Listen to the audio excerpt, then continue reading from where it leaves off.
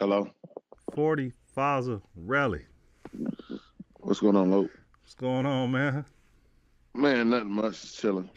So look, man, I initially gave you a quick call a couple minutes ago to spur of the moment, but I had this idea to do this Spartan Dawg Podcast, man. And we're gonna try to keep it to 15, maybe 20 minutes at the most, but I ain't really got nothing planned out. But I think it's important for people to stay connected like we are. And being that you think you my Michigan State daddy and you brought me in, I figured it'd be appropriate for me to start off by calling you. So, Mr. Myron Bell, man, where you at, man? Been here in Charlotte, North Carolina, man, for the last 16 years, going on 17 years in August, bro. Yeah, what you doing, man? You daddy life, or what you got going on, man? I'm telling about the kids and the family. How long y'all been married now? Well, man. Married a young lady from high school. We've been married now for 16 years this May, and got my oldest boy, Myron Bell Jr., so going into his junior year at Chapel Hill. He's playing football, student athlete. Chapel Hill is North Carolina, right? Tar Heels, right? Yeah, UNC Tar Heels. Competing for a starting job at corner, majoring in sports management, minor in communications. So he's doing really, really well, man. What number is he wearing so we can look for him? 18, number 18. 18. He hit like you? Yeah. No, he's the opposite of me, man. He's a cover guy. He's smart. Okay. He's smart. Right. Then I got my middle girl, Kennedy. She's 12 and straight A student, excelling really, really well in soccer and truly a sweetheart, man. Great character, love people, and going to be a great leader. And then I got my baby. Well, hold on. Kennedy 12, but she played with what, the 14-year-olds or something?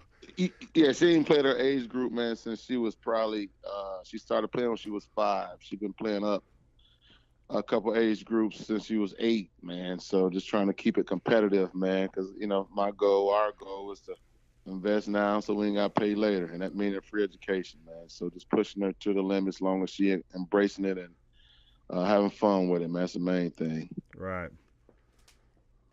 And then next? And then we got Major, man. He came in kind of late. Tackled my daughter. Yeah. Hey, I tell you, he a bonus baby, man. He's 5, starting school this year, and he's a loving young fella too, man. I don't know if athletics gonna be his place, man. He just a different dude, man. He go to his own music, so we're just gonna let him see what it's gonna lead to. All right. So right now you batting 100, man. You got one of them in there for a free education, right? That's right. Working on 2. Yeah, working on 2. All and right. then, like I said, I been working for CMS after the transition from the league, man. And finally found my place with my passion for working with kids, man. So I've been working with Charlotte Mecklenburg School Police Department, and I've been doing that going on 10 years in October. So still get to coach and mentor young men, mainly from the inner city and also in my community. So I'm good, brother. And then where you headed in a couple of weeks, man? You interned last year where, and where you going this year? Yeah, last year was fortunate to get put on with the Arizona Cardinals through our honorary Spartan Dawg, Brenson Buckner. He's a Clemson guy, but man, he knows us like through and through. With you and probably 10 more of us. Right. So he's been in the league coaching for now, going on his 5th year, man, and kind of encouraged me to give it a shot, just look into it, and so I'm going out there now for my 2nd training camp. It's about a 5-week process where I go out and take in all the aspects of coaching in the league, man, and it's very doable. I just hope that other people that's interested will inspire to go out there and see what it's like, man. There's some good coaches out here that never really get that chance, so I really embrace the opportunity that the Cardinals and my brother Brinson had extended out to me. So last year when you told me don't tell Buck, so I didn't tell him. But last year before you went, you was a little bit hesitant because you said that you really enjoyed working with the high school kids and you felt like you can have an impact.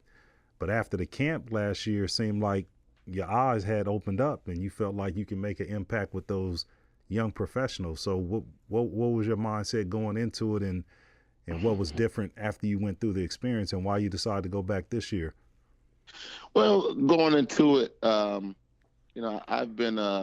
coached high school for about 3 or 4 years, and then I started my own program with North Carolina Elite Prep Football, which I'm the owner of it. But again, Brinson is like my silent partner in doing it, and we've been started this thing a long time ago of coaching these youth football kids, man, starting at like freaking 7 years old, man, and just teaching them the game, the true game from the highest level. And then we took it from the we called it the preps up to the varsity. So from the age of 7 or 6, we were able to coach kids up and through middle school, and we just started the program and coaching kids. And then now, these kids is in high school, and like my son is a part of that first group. A lot of these kids in college, and it's a lot of it has to do with the knowledge they received at an early age. And the game don't change, man. You teach a kid, cover 2, cover 3, 2-hole, 4-hole, A gap, B gap. It's the same terminology in the NFL. And so, just fast forward for the last 5 years with NC Elite Prep, and we done put over like 100 kids in high school. You know what I mean? And so that was my priority. So going to the league was like, man, I can't leave my babies, man. And Right. a lot of them, without this training and this mentorship and this guidance, and wouldn't have a chance to go to college. Not saying that we the know all, do all, but we have a lot to do with these kids being that polished product, man, to get off to college to have an opportunity that they wouldn't have had, you know what I mean? Because, families don't have the money for them to pay. And it's a small difference, man. And these kids nowadays, they all have talent, but when they're able to get this training that we're giving them, it's just they look different. You know what I mean? They're college ready, like by their sophomore year if they spend a couple years with us, Right. because we know what it takes. And so going out to Arizona, man, you'd be surprised. It's like the same thing, because these kids go through college not really getting that polish and that knowledge. And I don't think a lot of college coaches have that time that we can put into them to really polish them and give them a game. It's more about schematics and schemes and all that stuff. Like, you know what I mean? So they get to the league and they don't know half the stuff some of my middle schoolers know. I'm like, wow.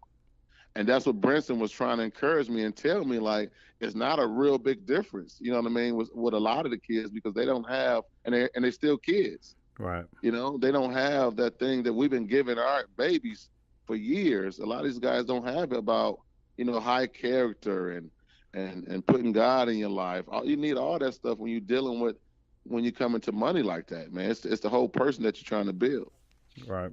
And then so with you also gonna graduate, right? You said you're gonna beat Corey, right? That was our little Corey pushing along. He going into his 3rd year.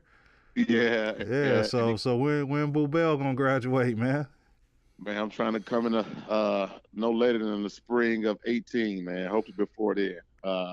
He's been my inspiration, man. I left school not on a good note, because I put all my eggs in one basket. And so for most of my life, man, as far as I see, it's been a teaching tool for me, mentoring on what not to do, And so I was fortunate to get, play 8 seasons in the league, left school on a bad note, on probation, and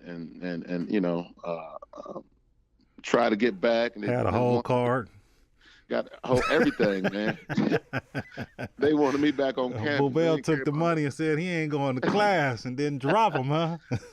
I tell you, man, we all was struggling, man. I couldn't get that money back, bro. I needed it to get through, you know what I mean? And was fortunate to get drafted, man, and came into, a little piece of change, nothing life-changing, but it's the dream and the goal of accomplishing as a kid, man. It really stood out. And it was good, man. It was good. So now I'm back in school now, 20 years later, and, trying to complete this criminal justice degree, whether I do anything with it or not, man. My son I won't allow him to beat me getting his, man. I've been on his butt and on my daughter's butt about graduating from college, and here I am, I ain't got mine. And all the kids I mentor about the most important thing about, your life is your family, God, family, and your education and college degree. Without that, you can't do anything, you're limited. and here I am without mine. And so I've been, it's my second term in. I went spring and got 2 classes this summer that I just completed. Stats 200, just passed it, and 20 years later. Right.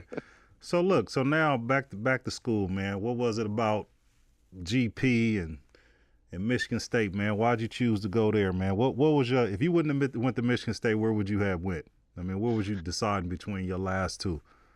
Well, it came that for my whole high school career, man. I was Ohio State Buckeye through and through, man. I didn't know anything about Michigan State except for they sent me my first letter as a 10th grader. And so my high school coach had a good relationship with Parker and Coach Parker and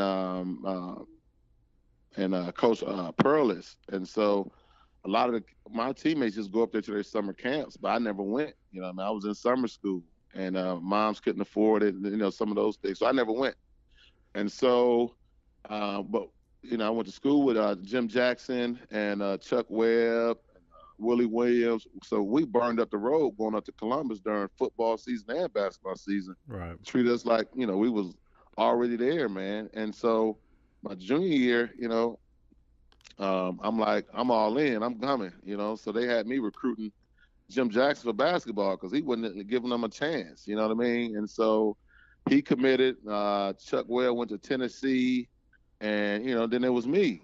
And so they kind of knew they had me in the bag, and I'm like, man, I know what that star treatment looked like, and I ain't getting it, you know what I mean? Right. So I kind of opened my mind up, and my high school coach, like I said, the whole time was pushing Michigan State. And so the only thing I knew about Michigan State was Lorenzo White, you know what I mean? And so I was like, you know, I put him in my top 5 and went up there on a visit.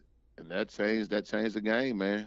Going up there, it was closer than Columbus, you know what I mean? It was an hour and 45, maybe 2 hours at tops. And George Perlis, you know, a former Steeler guy, and I've always been a Steeler fan, and it just fit, man. And then when I went on my visit with Travis Davis was my host, and me and one of my teammates was there, and Jason Ridgway. And so we up there, man, and had a ball, bro. Had a ball. You know, went through the campus facilities. It was just the mindset of toughness and the thing that Coach Pearl has installed in the whole program, man. And it's like one of those things that just felt like at home, you know. I got a group of guys from Chicago, Flint, Detroit, you know, guys from all over, man. And just like, I feel like I'm at home, you know, and just had a ball. And I knew then that I was coming, but, you know, I wanted to take more visits and, you know, trying to make sure some other guys got in school for free, because I knew that, you know, I was kind of leading the pack, and I wanted some other guys to commit first before I did. And so it came down actually to Tennessee and Michigan State, but Michigan State was always the number one. All right, so I got a quick story. So you real, for y'all don't know, so Myron, when I came up there, I was up there with Drac, and we was on the same recruiting trip, and I think Todd Murray was hosting me, and Myron quickly ended that. He's like, you hanging with us. But one of the stories, me and you and Glove was on a phone call last week, and man, we was talking about people that don't know Boo Bell. Boo Bell is known for running with a piano on his back. And so, real quick, we're going to get our one Spartan Dawg story, or maybe two, but can you talk about that sprint test and what crawling across that finishing line and not giving up but finishing showed you and Perlis, and what you guys took from that? But I tell you what, I give you my whole thing, man. I have never had back problems or nothing, right? Nothing. All through high school, you know, I had hip flexor and all that, but never had a back problem, man. So until we had to run, huh? Until we had to run like that, you know what I mean?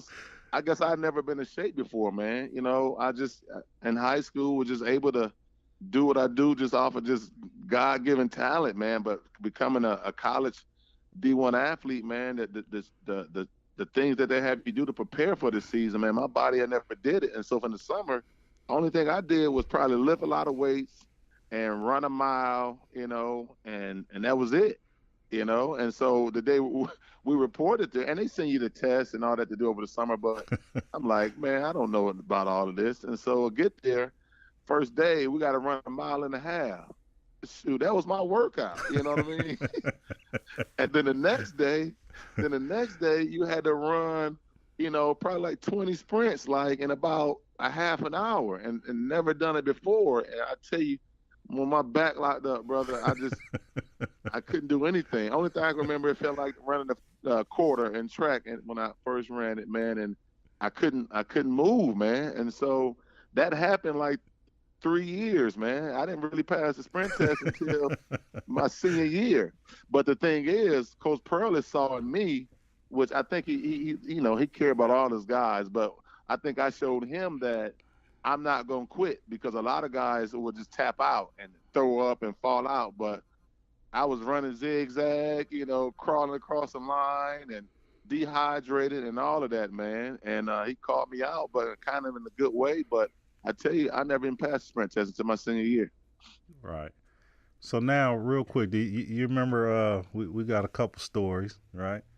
Uh-huh. You remember driving your car and maybe drinking a couple St. Ives and 40s, and you hit somebody and left and your license plate fell off? No, I don't recall that. You don't remember that, man? You was worried. I don't recall that one. Because, in the Midwest, you used to have the license plate on the front. So you ran into the back of somebody and then took off, and then when you got no back to you got no recollection of that, huh? No, sir. Yeah, you remember telling me on a recruiting trip you pulled out all your recruiting money, telling me you need to come to Michigan State because this is where we get paid, and I got this gold. What, you have a little Spartan chain, man? I still got it, man. Still got it. It was a gift from one of my basketball coaches. But and meeting the guy, pretty. Just a thing that we vibed, and it's like a thing that you do, because when we were coming out, it's all about getting paid. I got paid, I got a jacket, I got a hat, I got this, I got that. And so I had a little chain, and this, the sold ass, they gave it to me, but they didn't. Right. And the little money they gave us was a little $60 that with some ones in there that looked like a wad, you know. But the thing was, man, just I really was drawn to the person, you know what I mean? Because I never seen film of you or anything like that, but knew that you would be a good fit, you know what I mean? I never really ran with cats from Cali or the West Side, so that was the whole thing with me, as far as in recruiting. It was trying to get good people, man, and that if you had the attitude or whatever, I just assumed you played ball pretty well, you know what I mean? And that was the whole thing about the Spartan Dawg thing, was that person that. Can he fit in with us? Can he roll with us? Will he not quit? Will he fight with us? And that was the mold that you fit. And to this day, it's still the same. Right. And so the last thing is, just when you hear Spartan Dawg, what does that mean to you? What is a Spartan Dawg then and now? Well, the whole thing about the Spartan Dawg thing, man, is Courtney Hawkins, Bill Johnson, Troy Woody. Dre Rison came back, and Travis Davis. They were just putting it out there on the trip, and didn't really know about it. But I quickly recognized the type of people who were in it, and it's not a black or white thing, man.